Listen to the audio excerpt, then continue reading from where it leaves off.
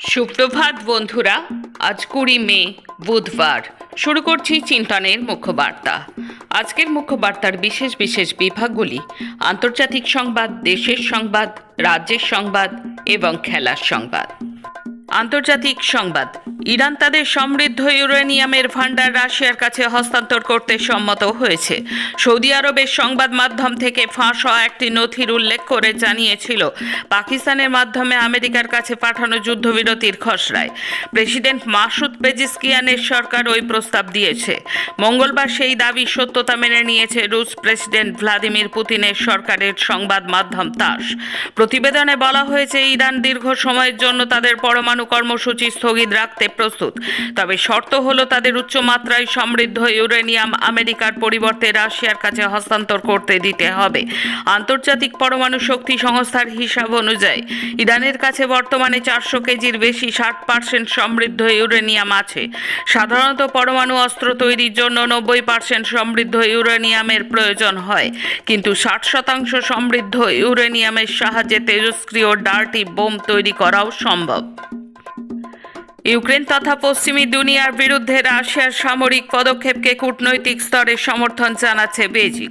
রুশ president Vladimir পুতিনের বাহিনীর সহায়তায় উত্তর কোরিয়ার সেনা পাঠানোর নেপথ্যেও চীনা প্রেসিডেন্ট শি জিনপিংয়ের ভূমিকা নিয়ে গুঞ্জন রয়েছে, কিন্তু তাৎপর্যপূর্ণভাবে সম্প্রতি রুশ আকাশ হানা ঠেকাতে ইউক্রেন সেনার চীনা অস্ত্র ব্যবহারের কিছু তথ্য প্রমাণ সামনে এসেছে। চীনের তৈরি FN-16 man portable air defence system হাতে ইউক্রেনীয় সেনাদের ওই ছবি প্রকাশ্যে আসার পরে শুরু হয়েছে আলোচনা। প্রশ্ন উঠছে, চীনের তৈরি FM-16 ক্ষেপণাস্ত্র, যা কিনা একজন সেনা কাঁধে বহন করতে পারে, উৎক্ষেপণ করতে পারে, তা কিভাবে ইউক্রেনীয় সেনাদের হাতে এলো? যুদ্ধবিরতি সত্ত্বেও প্যালেস্টাইনের গাজা উপত্যকা এবং লেবাননে হামলা অব্যাহত রেখেছে ইসরায়েল। সর্বশেষ হামলার ঘটনা ঘটেছে রবিবার গাজা এবং লেবাননে পৃথক দুটি হামলায় মোট 13 জন নিহত হয়েছেন। রবিবার গাজা উপত্যকা জুড়ে ইসরায়েলি হামলায় অন্তত 8 প্যালেস্তানীয় নাগরিক নিহত হয়েছেন। নিহত ব্যক্তিদের মধ্যে মধ্য গাজার দেইর আল এবং বালাহু শহরে একটি কমিউনিটি কিচেনের 3 কর্মী রয়েছে। খান ইউনুস এবং বেদ লাহিয়াতেও হতাহতের খবর পাওয়া গেছে। রাজনীতি, অর্থনীতি সহ দেশের সামগ্রিক পরিস্থিতি নিয়ে বেশ চিন্তিত জার্মানেরা। এসব বিষয় নিয়ে দেশটিতে বসবাসরত মানুষের 84%ই উদ্বিগ্ন বা খুবই উদ্বিগ্ন। একটি প্রতিনিধিত্বমূলক জরিপে এই চিত্র উঠে এসেছে। জার্মান সংবাদ মাধ্যম বিল্ড আম জন্টাগের জন্য সমীক্ষাটি চালিয়েছে ইনসা।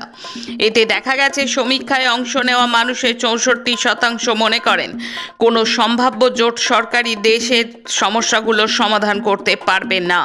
জার্মান চ্যান্সেলর ফ্রেডরিক মার্টসের নেতৃত্বাধীন রক্ষণশীল CDU-CSU এবং মধ্য বামপন্থী SPD জোট সরকারের ক্ষমতা গ্রহণের 1 বছর পূর্তির সময়ে এসে এই জরিপের ফলটি প্রকাশিত হলো। সোমবার ভোরে ভূমিকম্পে কেঁপে উঠল দক্ষিণ পশ্চিম চীনের গুয়াংশি অঞ্চল। কেন্দ্রস্থল ছিল গুয়াংশি লিউচৌ শহরের কাছাকাছি। রিক্টার স্কেলে কম্পনের মাত্রা ছিল 5.2। স্থানীয় সংবাদ মাধ্যম জানাচ্ছে, কম্পনে এখনো পর্যন্ত 2 জনের মৃত্যু হয়েছে। একজনের খোঁজ এখনো পাওয়া যায়নি। হাসপাতালে ভর্তি 4 জন। প্রায় 7,000 নাগরিককে নিরাপদ স্থানে সরানো হয়েছে। ভূমিকম্পের তীব্রতায় 13টি বাড়ি ক্ষতিগ্রস্ত হয়েছে।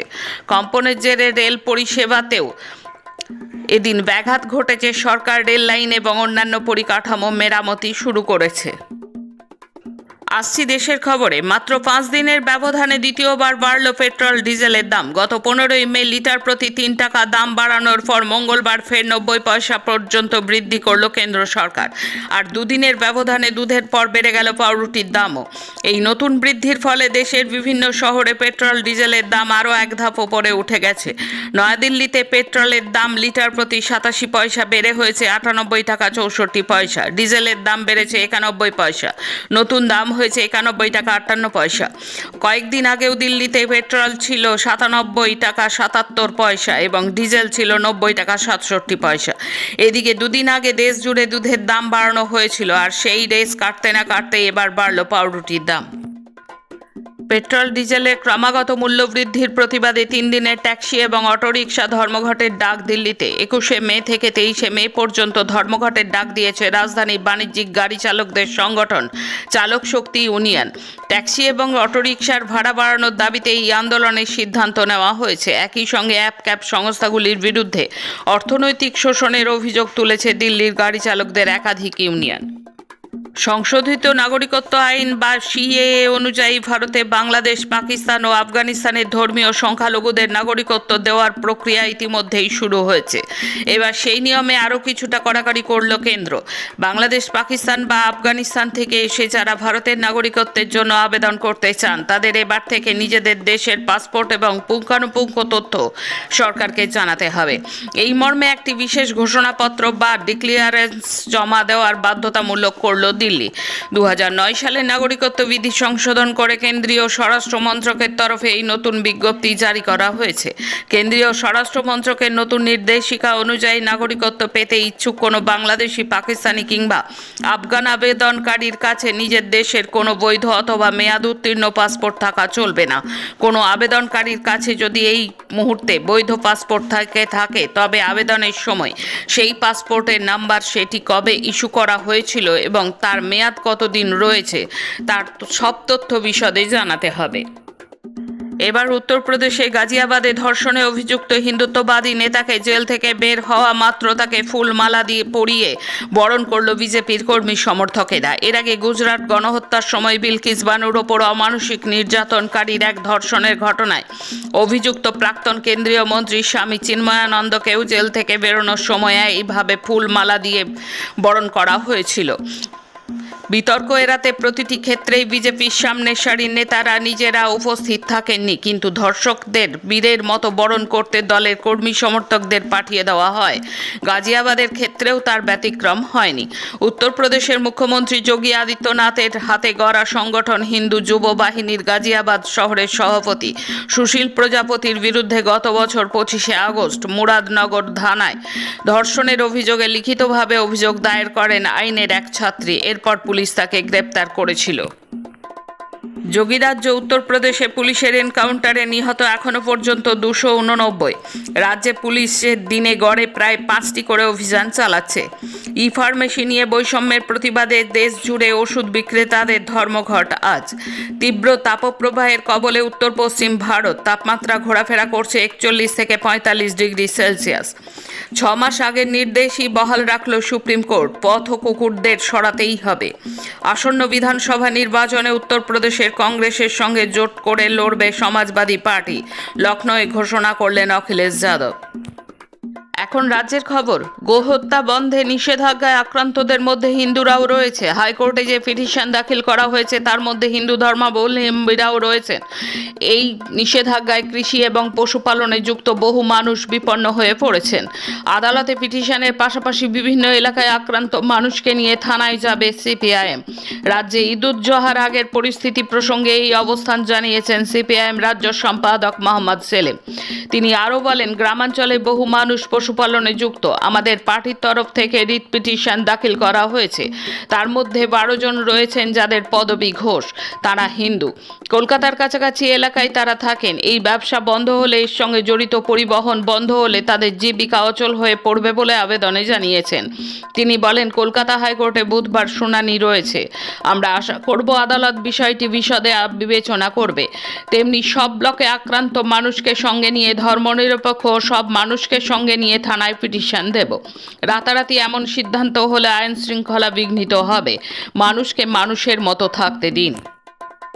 রাজ্যের কলেজগুলিতে ভর্তি হওয়ার ক্ষেত্রে কেন্দ্রীয় অ্যাডমিশন পোর্টাল 18 মে দুপুর থেকে চালু হওয়ার কথা ছিল, কিন্তু গোটা একটা দিন পেরিয়ে গেলেও পোর্টাল চালু হয়নি। ফলত সমস্যায় পড়ছে বহু সাধারণ ছাত্রছাত্রীরা। পোর্টাল চালু না হওয়ার সমস্যার কথা জানিয়ে মঙ্গলবার এসএফআইয়ের তরফে একটি মেলও করা হয় রাজ্যের শিক্ষা দপ্তরে। সেখানে অ্যাডমিশন পোর্টালে চালু না হওয়ার এই সমস্যাকে যত দ্রুত সম্ভব সমাধান করার দাবিও জানায় এসএফআই। সেই সঙ্গে একটি ভিডিও বার্তায় এসএফআই রাজ্য সম্পাদক দেবাঞ্জন দে বলেন, সরকারি বিজ্ঞপ্তি শিক্ষা দপ্তর থেকে বিজ্ঞপ্তি জারি হয়েছিল 18 তারিখ দুপুর থেকে সেন্ট্রালাইজড অ্যাডমিশন পোর্টাল চালু হবে। তবে 24 ঘন্টা পেরিয়ে গেলেও গোটা রাজ্যের একজন ছাত্রছাত্রী ওই পোর্টালের মাধ্যমে কলেজে ভর্তির প্রক্রিয়ায় অংশগ্রহণ করতে পারেননি। একটা গোটা দিন পার হয়ে গেল, তাও কেন পোর্টাল চালু হলো না, কি সমস্যা হচ্ছে তা জানাতে হবে, শিক্ষা দপ্তরকে এর উত্তর দিতে হবে। এসএফআইয়ের তরফে রাজ্যের শিক্ষা সচিবের কাছে এই সমস্যার কথা জানিয়ে মেল করা হয়েছে। রাজ্যের শিক্ষা দপ্তর থেকে কত দ্রুত এই বিষয়ে ব্যবস্থা নেওয়া হয় তার জন্য আমরা অপেক্ষায় রয়েছি। বাংলা শিক্ষাকে আরও একটুও ধ্বংস হতে দিতে পারি না আমরা। অ্যাডমিশন পোর্টালে চালু না হওয়ার এই সমস্যাকে যত দ্রুত সম্ভব সমাধান করতে হবে। সেই সঙ্গে গতবারের মতো ছেলেমেয়েরা শিক্ষার আঙিনা থেকে সরে না যায় তার ব্যবস্থাও সরকারকে করতে হবে। আরজি করে সেমিনার রুম সহ চিকিৎসকের খুন ও ধর্ষণের ঘটনার তদন্তের জন্য যেই জায়গাগুলো সিল করা প্রয়োজন তা সিল করতে হবে। মঙ্গলবার সিবিআইয়ের উদ্দেশ্যে এমনই নির্দেশ দিয়েছে কলকাতা হাইকোর্টের বিচারপতি শম্পা সরকার এবং তীর্থঙ্কর ঘোষের ডিভিশন বেঞ্চ। আরজি কর হাসপাতালে কর্তব্যরত চিকিৎসকের খুন ও ধর্ষণের ঘটনায় সঞ্জয় রায়কে সাজা দিয়েছে সিবিআইয়ের বিশেষ আদালত। কলকাতা পুলিশের প্রাথমিক তদন্তেও সঞ্জয়কে দোষী হিসেবে চিহ্নিত করা হয়। নিহত চিকিৎসকের পরিবারের পক্ষ থেকে সেই সময় কলকাতা পুলিশের পাশাপাশি সিবিআই তদন্তের ওপর অনাস্থা প্রকাশ করা হয়। আদালতের কাছে একাধিক প্রশ্ন তারা সামনে রাখেন। আগামী বৃহস্পতিবার পরবর্তী শুনানি হবে। শান্তিপূর্ণভাবে রাজ্যে ঈদ-উজ-জোহা উৎসব পালনের স্বার্থে প্রয়োজনীয় প্রশাসনিক ব্যবস্থা নেওয়ার আবেদন জানিয়ে মুখ্যমন্ত্রীকে চিঠি লিখলেন সিপিআইএম বিধায়ক মোস্তাফিজুর রহমান। চিঠিতে উল্লেখ করেছেন রাজ্যের সাম্প্রদায়িক সম্প্রীতির কথা। তিনি লিখেছেন, এই উৎসব মুসলিম সমাজের কাছে এক গুরুত্বপূর্ণ ধর্মীয় অনুষ্ঠান এবং বহু যুগ ধরে ধর্মীয় রীতি, সামাজিক সম্প্রীতি ও পারস্পরিক সৌহার্দ্যের পরিবেশ বজায় রেখেই পশ্চিমবঙ্গের সর্বত্র এই উৎসব পালিত হয়ে আসছে। মুস্তাফিজুর বলেছেন, মুর্শিদাবাদ জেলায়ও দীর্ঘদিন ধরে শান্তি শৃঙ্খলা ও সাম্প্রদায়িক সম্প্রীতির আবহ বজায় রেখে ঈদ-উজ-জোহা উৎসব পালিত হয়ে আসছে। রাজ্যের মানুষের ধর্মীয় অনুভূতি ও সাংবিধানিক অধিকারকে মর্যাদা দিয়ে পূর্বের ন্যায় যাতে সকলেই শান্তিপূর্ণ পরিবেশে তাদের ধর্মীয় রীতি অনুযায়ী ঈদ-উজ-জোহা পালন করতে পারেন এবং কোথাও কোনো অপ্রীতিকর পরিস্থিতির সৃষ্টি না হয় সেটা দেখার সরকারের দায়িত্ব। সে খেলার খবর, 41 বছর বয়সে এসে ক্রিস্টিয়ানো রোনাল্ডো আরেকবার দেশের জন্য বিশ্বকাপ জয়ের লক্ষ্যে ঝাঁপাবেন। এই নিয়ে ষষ্ঠবার বিশ্বকাপ ফুটবলের মঞ্চ মাতাবেন CR7। মঙ্গলবার বিশ্বকাপের জন্য 26 সদস্যের বিশ্বকাপ দল ঘোষণা করেছে পর্তুগাল ফুটবল ফেডারেশন। আগামী বিগ ব্যাশ লিগের উদ্বোধনী ম্যাচ হতে পারে ভারতের মাটিতে। আগামী ডিসেম্বরের দ্বিতীয় সপ্তাহে চেন্নাইয়ে চিদাম্বরম স্টেডিয়ামে হতে পারে ম্যাচটি, এমনই সিদ্ধান্ত নিয়েছে ক্রিকেট অস্ট্রেলিয়া, যদিও সরকারিভাবে ঘোষণা হয়নি। আজকের মুখ্য বার্তা এই পর্যন্ত। নমস্কার।